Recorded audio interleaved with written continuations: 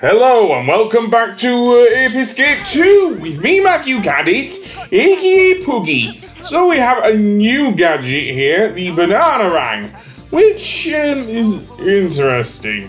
I can't say it's a really good gadget, as we'll see once we get into the high power of the jungle. Okay, we're not getting rid of the... I guess we are getting rid of the apes, but we're only capturing them, not expelling them. Like with the Pied Piper and the rats and everything, and let's not start on the whole child abduction thing either. Anyway, that being said, the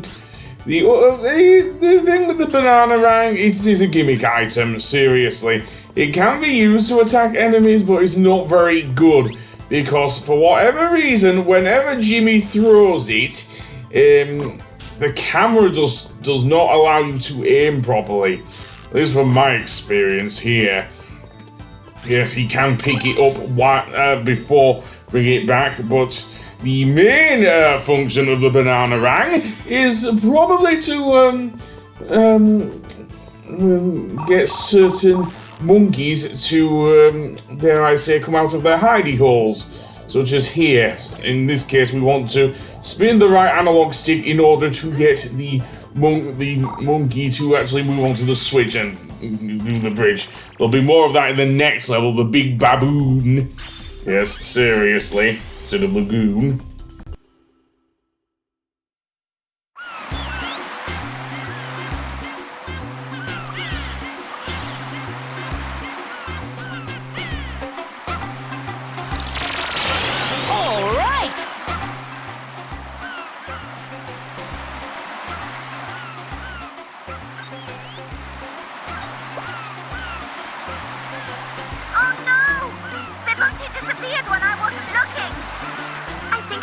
Transporter to send himself back to you, Hikaru. Hikaru? Pipotchi is lost out there somewhere. Now listen, my boy, your mission is even more difficult now. You'll have to search for Pipotchi while you're catching the monkeys, understand? Mm-hmm. I'm worried about Pipotchi too, but you must catch the monkeys first. We're relying on you.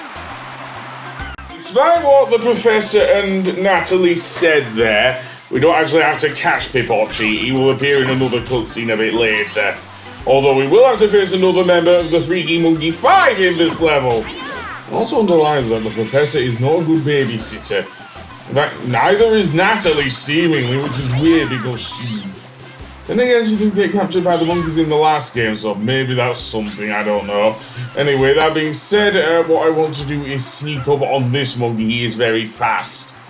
Right, there are a fair few monkeys on the beach, seriously. Kind of like the primitive beach level in Ape Escape 1. And Brad, his last name isn't Monkey. Oh, never mind, I can't think. There's also a monkey deep within the sand. And we can knock him out with the thing there. However, all we need to do is swing the monkey net and get him that way, seriously. And there's another one over here. Not that we'll see them, really. So yeah, the blue baboon, I called it the big baboon earlier, but no, it's a blue baboon. It's an interesting level, I'll say that, because there's a whole section where we will use a submarine. More on that later. And it makes good use of the banana rang as well. So just over here, you may well see a hut or some sort of thing in the middle of that lake. And also we have our first UFO monkey. Yep, those monkeys return, and they can be beaten in the same way with the slingshot and using homing ammo, of course. So yeah, in Ape Escape 2 at least, you can get homing ammo fairly easily. So yeah, from defeating enemies. The thing about the UFO monkeys, however, apparently they have missile capabilities and tractor beams. Yeah, they suck Jimmy up and for whatever reason and do it that way, and also have some sort of laser or something. Just beware of the tractor beam. That's all I'm gonna say. Yeah. Homing ammo works the same way here in Ape Escape 2 as in Ape Escape 1. It's the fact it's called Mulder, yeah. I'm starting to worry. Or something. I suck at doing a Welsh accent, so forgive me. Anyway, I want to get up here and get to this little hut here. I don't know why it's doing here, but it exists solely for the purpose of bringing out the banana rang. And yeah, aiming is to premium here. And do what we did in the training area, just spin the right analog stick to emit a smell. The monkey, will start swimming again, and we can capture him that way. Yeah, the banana rang is just, as I say, a gimmick one. In fact, a lot of the new gadgets, there were 3 of them, as I can remember, and just, well, gimmicky, seriously. Yeah, the 2 of them are just really annoying, because they only serve a purpose to, for a gimmick and everything, so yeah. As for the one thing I will say is that the music for this stage definitely sticks in your head. And it doesn't have the usual cries of get you, which, thank goodness, because that's not the franchise's English name. It may well make sense in Japanese, but crossing over the other end of the Pacific Ocean, I need maybe less the Pacific Ocean, but on the other end of the Atlantic Ocean anyway. That analogy didn't work. Doesn't kind of work with the franchise name being Ape Escape in the West. Helmut? Yeah, you're not a German racer, are you? Anyway, that being said, I'm going to use the monkey radar. There seems to be another monkey over there. One dressed as a mermaid. Yeah, mate, you're not here. I don't know even what pretending to be here. Don't you think that monkey is an ape that has everything? Well, too bad. I'm going to leave him. I'm going to go in here and try and capture this monkey, or it. I don't know if it's male or female, because you do get female monkeys in this franchise, believe it or not. Not that the game is explicit until this one, really. But yeah, we do get female monkeys. Kind of, and it's not immediately a thing. It's not like the bouncy wilds in Kingdom Hearts or anything like that. Oh no, go away there, Zeus. Seriously.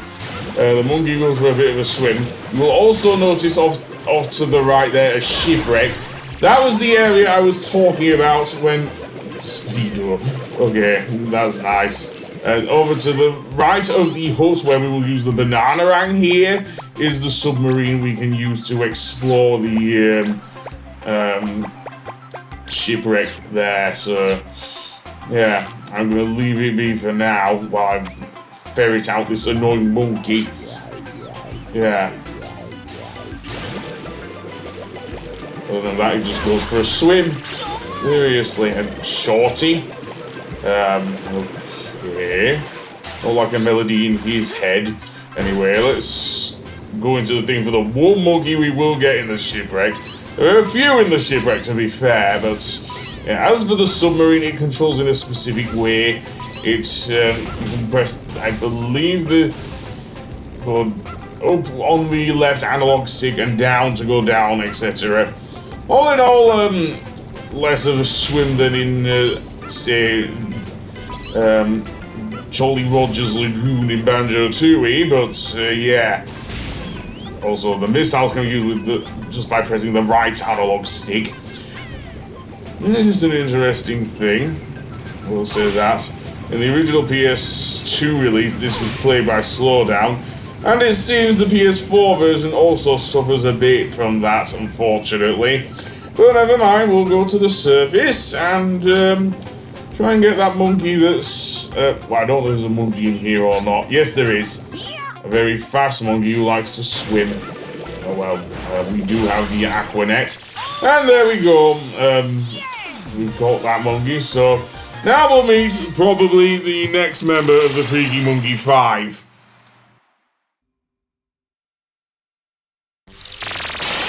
Let's go! Hey, mister, you came all this way just to watch my show? Oh, thanks so much. Huh? I'm just so happy that all of you lovely people out there have come to see my very first premiere performance. No, In order to thank everybody, I'd like to sing my debut single. Thank you. No escape! Weirdly enough, Pink Monkey's voice is the same in the American version. Yeah, I think that's because Rachel Priest actually sings the song in English, so I'm guessing the Taj Productions just kept the song as it was rather than dubbing it themselves, which fair enough. And weirdly enough, Rachel Priest does do a decent Marilyn Monroe impression. Anyway, that being said, Pink Monkey is fought in two phases.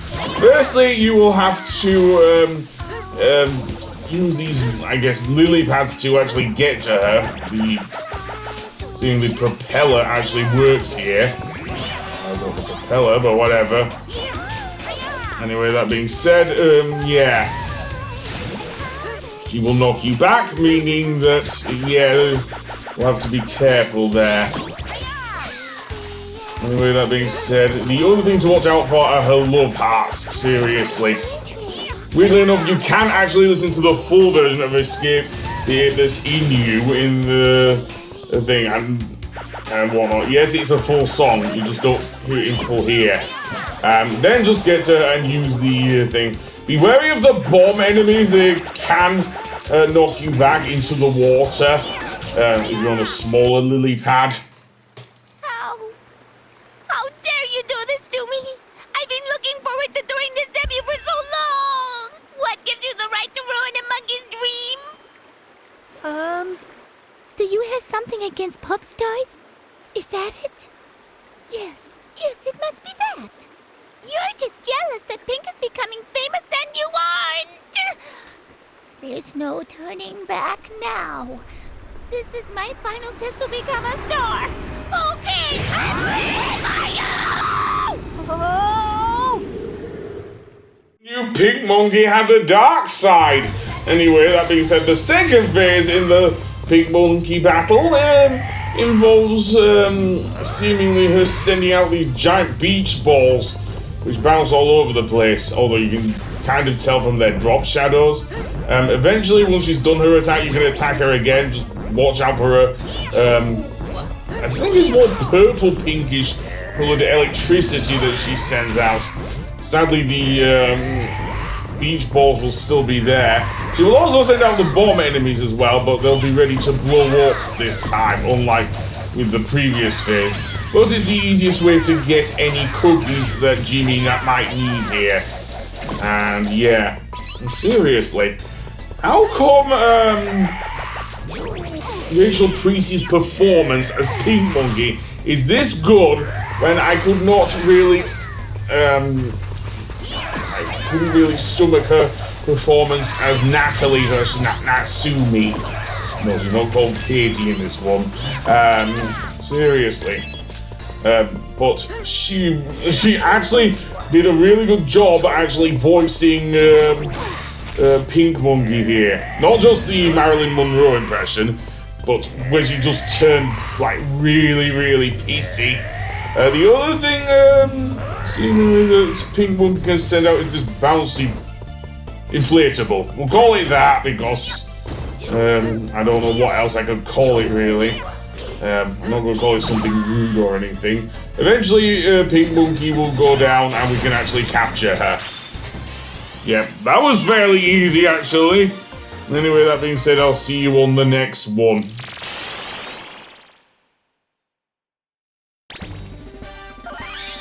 Good job! But Pipotchi wasn't there.